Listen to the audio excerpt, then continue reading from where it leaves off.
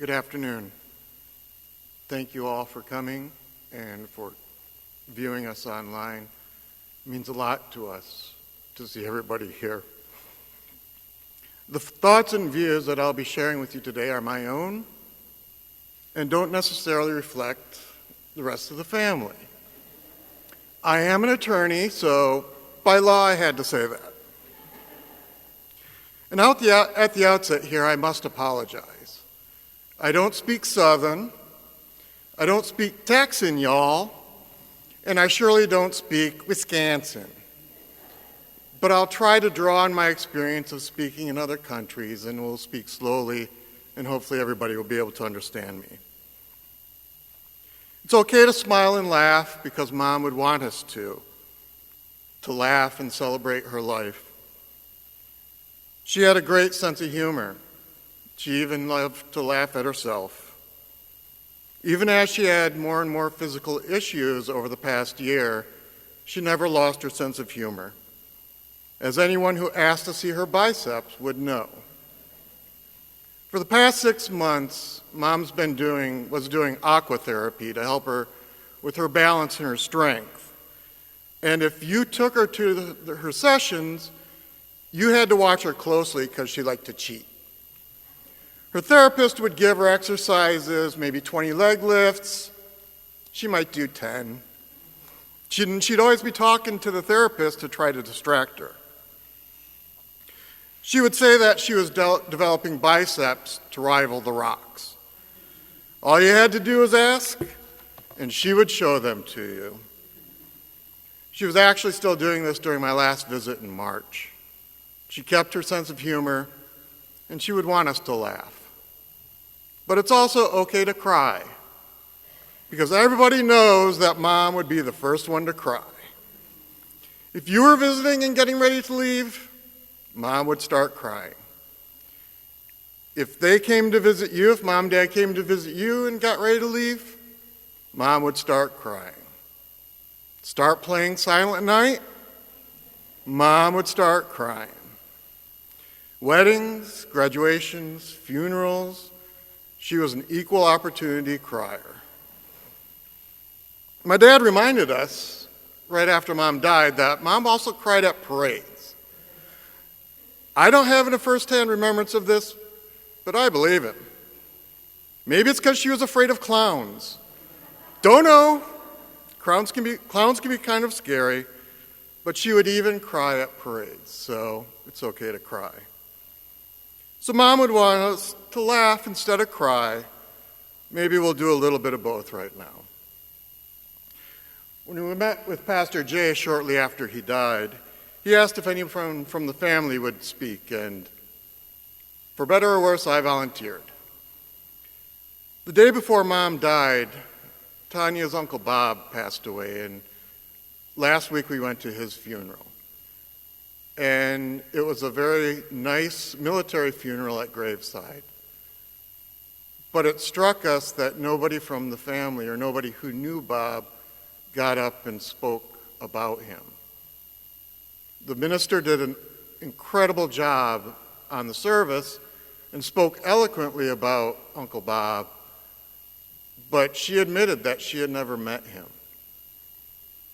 And that, on our way back from the funeral, that made us sad that nobody got up and speak to him. So, although this is hard, and I make no judgment of anybody, I felt it very important that somebody get up and speak on behalf of my mom that actually knew her. So I'm here, proud to tell you a little bit about my mom. Now, Pastor Jay, when we met with him, also encouraged whomever was going to speak to write it down. So I did. I don't know if I was supposed to send it to you beforehand or not. There's miscommunications there. I think you may have wanted it beforehand because you said sometimes people get up here and they become overcome with emotions, and I can understand that. I think you just wanted to check it for dirty words, naughty words. So I wrote down all my thoughts and printed out all 184 pages of it. Pastor Jay was like, "What? I have a sermon to give tomorrow." It's all right. I promise you, those with flights tomorrow, you should be able to make them. So on to Mom. I've spoken a little bit about her, and you might hear some things that I'm saying repeated by Pastor Jay in his message. I wasn't there when he met with my dad and Kathy to learn more about my mom. But if you do, they say it takes twice to learn things, so maybe you'll learn things if you repeat some of what I was going to tell you today. And some of it is also in the back of the bulletin with her obituary. Sharon Ann Yaley was born on February 20th, 1939. She was the third of 6 children born to Dorothy and John Yaley. She was born in La Crosse, Wisconsin, and she grew up there. Unfortunately, my mom was born with a bad heart, as evidenced by the fact that she had her first heart surgery, open heart surgery, in 1958. Now remember, this is my remembrance. It may not be totally accurate, but I'm trying. While we were kids growing up, Mom would tell us that one of her achievements when she was in school, because she had a bad heart, she was treated special in some ways. So when we were growing up, one of her favorite things was that she got an A in her resting class. But she did finish her schooling in La Crosse. She grew up there. Mom and Dad were married on October 6th, 1962 in La Crosse, 58 years ago. Dad recently told me, when I was staying with him last time, that they had been married for more than twice as long as they weren't. It's a long time. It's more than twice as long as Hannah, Chloe, Kelsey, my daughter, have been alive. Now you might be asking yourself, how did Mom and Dad meet? 58 years is a long time. They had to be somewhat compatible. It's a very good question. If I remember the story correctly, and I'm sure I'll hear about it later if I don't, my dad's older brother, my Uncle Dwayne, who is here today, was dating my mom's older sister, my Aunt Jackie. So when Dwayne visited Jackie one time, my dad, like little brothers are wont to do, he tagged along. Now it's unclear whether Dwayne asked him to be his wingman, or if my dad was like, please, please, please, can I go? But he did tag along, and he met my mother. Now, urban legend has it that when they got there, my mom may not have been properly dressed. We'll just leave it at that because of the naughty words. I've spent hours scouring the internet, haven't been able to confirm nor deny that. So they met, and they were smitten with each other. And in 1962, they were married at Bethel Lutheran Church in La Crosse. After they were married, Mom and Dad moved to Ithaca, New York, so my dad could finish his PhD at Cornell. After he graduated Cornell, they moved to Midland, Michigan, where my dad could start working at Dow Chemical. Myself, Andre, Kathy, we grew up in Midland. And while we were growing up, we were very lucky that my mom was a stay-at-home mom. She made sure that we did our homework before any extracurricular activities.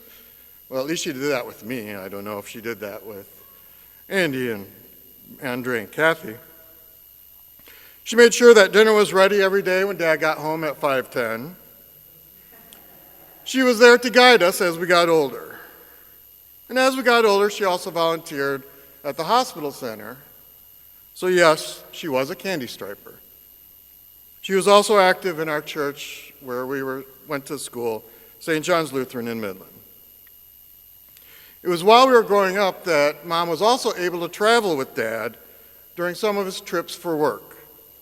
She was able to go to Japan with him, to Australia with him, and some other places that I don't remember and wasn't told about. I think Mom always liked to travel. Our cousin Rich has been digitizing many old films in the family, and one of the films shows my mom on her trip to Washington, D.C. when she was a young woman. It's fascinating, really, to see her at that age, and it's amazing what technology allows us to do today. And when Dad finally retired for good a number of years ago, he and Mom really took to traveling. They really enjoyed coming to visit us kids and the grandkids. Keep in mind the crying aspect of it. She was fiercely proud of us kids, and she was fiercely proud of her grandkids. It's not easy. Every single one of them. She loved traveling to see us, even when Dad fought the navigation system to get us there. Up until a few years ago, she and Dad would take an annual trip to Michigan and to Wisconsin to see relatives and friends. She enjoyed going on trips with other members here at Christ the King also. You could always tell when she and Dad were starting to get cabin fever. Okay, time to go on a trip. But traveling was definitely one of her favorite things to do. Mom also liked to talk to anyone and everyone. She loved meeting people and talking with them. When she and Dad would visit Tanya and I, Mom loved sitting on our porch, just watching the ships go up and down the Chesapeake Bay. I was recently reminded of this a couple of weeks ago when I could see 4 container ships at once coming up the bay. More than once she got sunburned sitting on our porch, and it was like she would always forget, oh, I can't sit in the sun. So she would move to the shade under the tree. But whether sitting on our porch or under the tree, Mom would talk to our neighbors and anybody who walked by. And there are many people who walk by. She was the unofficial greeter for our street, saying hi to anybody and everybody who walked by. When we were reminiscing about Mom as we were developing her obituary, Kathy commented that Mom's superpower was that she was mom to everyone. By talking to anyone and everyone, Mom put people at ease and made them feel like she was their mom too. Growing up, our friends would refer to her as Mom, and some, to this day, still do. Even as we got older and left the nest, our new friends, upon meeting Mom, would eventually refer to her as Mom also. Didn't matter if the person knew her for a long time or if the person just met her. By the end of the discussion, the person had no qualms about calling her Mom. And coming up with Mom being mom to everyone as her superpower, Kathy told us one of the last times that she and Mom did their Saturday trip to Costco and Sam's Club. Kathy said that at one of the stores, even the checkout clerk was calling her Mom by the time they were done checking out. Not surprising. Almost done. Page 181, so we're good. Also not surprising was that Mom was very aware of her own mortality. From an early age, Mom did not think that she would live a long life. Remember, she grew up with a bad heart. She had her first heart surgery when she was young.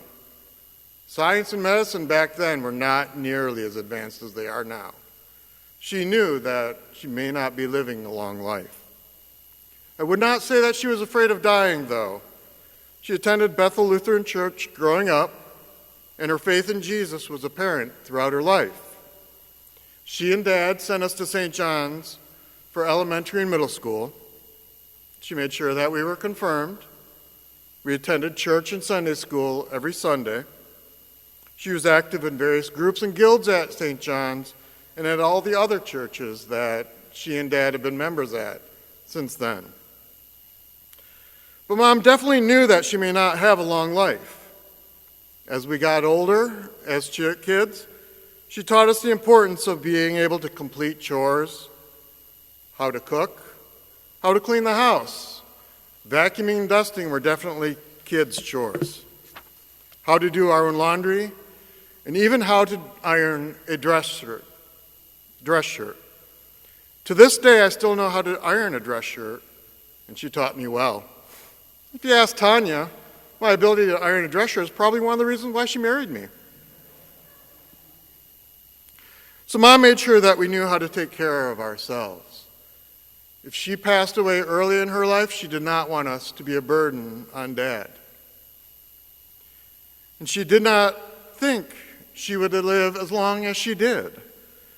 I was here in Duluth on the day that my Aunt Mary Lou's memorial service in Wisconsin took place in October.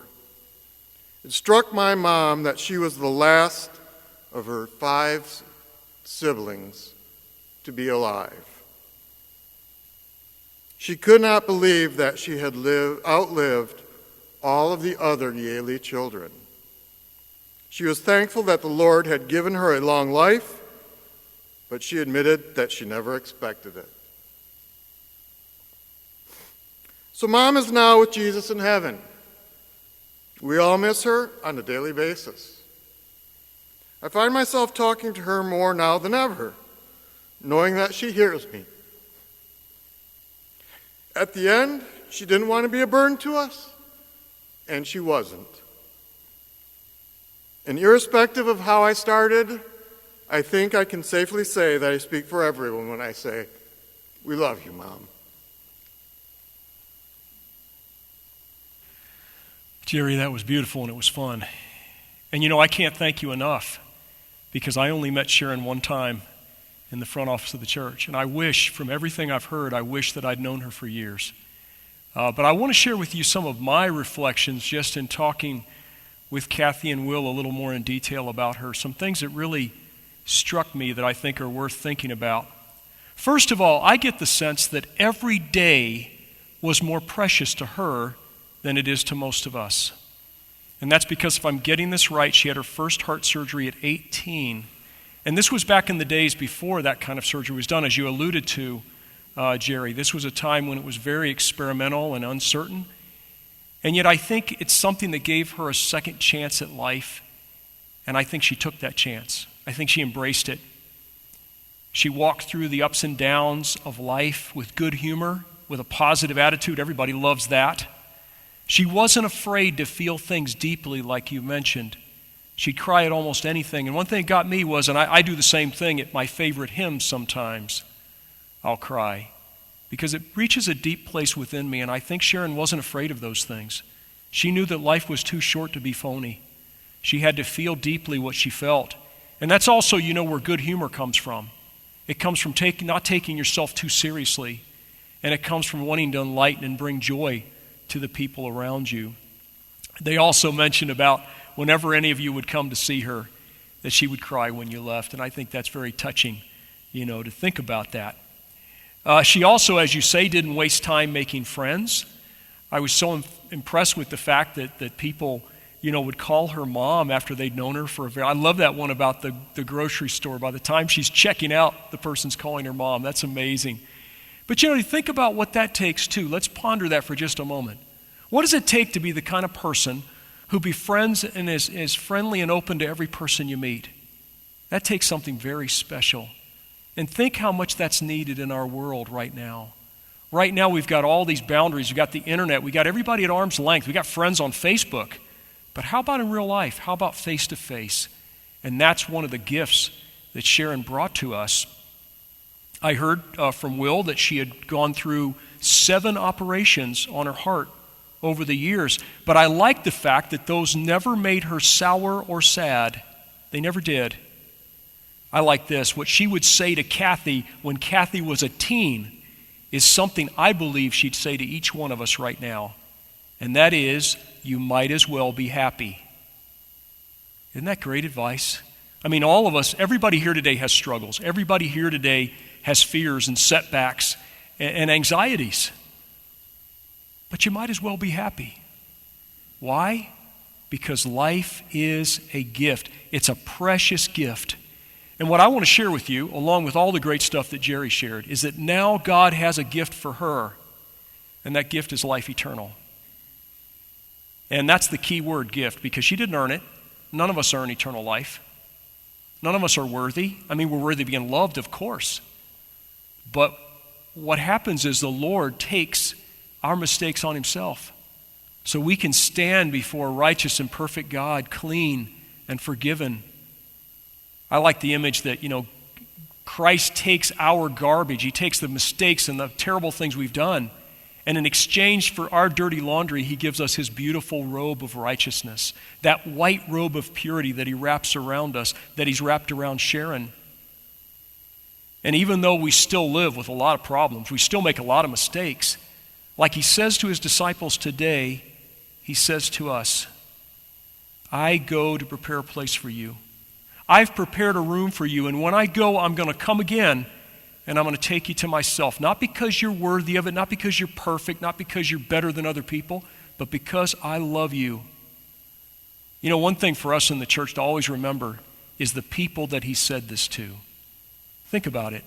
He said this on the night of his betrayal, and all of them were either going to betray him, they were going to deny him, or they were going to, at the very least, they were going to run away. But he says to all of these imperfect people, and he says to you, and he says to me, and he says to Sharon, I go to prepare a place for you. Don't let your hearts be troubled. Trust in me. I will come again for you. And that's the gift he's given to Sharon today. You know, she was given the gift of all those years of life when she didn't expect it. And now she's given all eternity.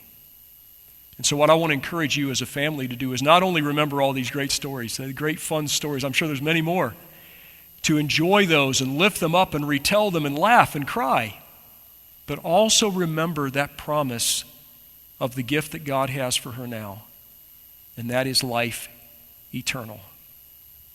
I know it's hard to see, it's hard to understand, so is a lot of life, but we can lean into it and we can lean on it. That assurance that he has prepared a place for us. And that when the time is right, he will come again and he will take us to himself. Why? Because he loves us. You know, you look at that cross back there, he loves us this much. He stretched out his hands on that cross for you and me to pay for our sins and to bring us home. So that's what we remember today. We lean on it. We lean into it. God, through Jesus Christ, says to Sharon, and he says, you might as well be happy because I've prepared life for you. Life beyond this one. Life for all eternity. That's the promise that we lean on today. Amen.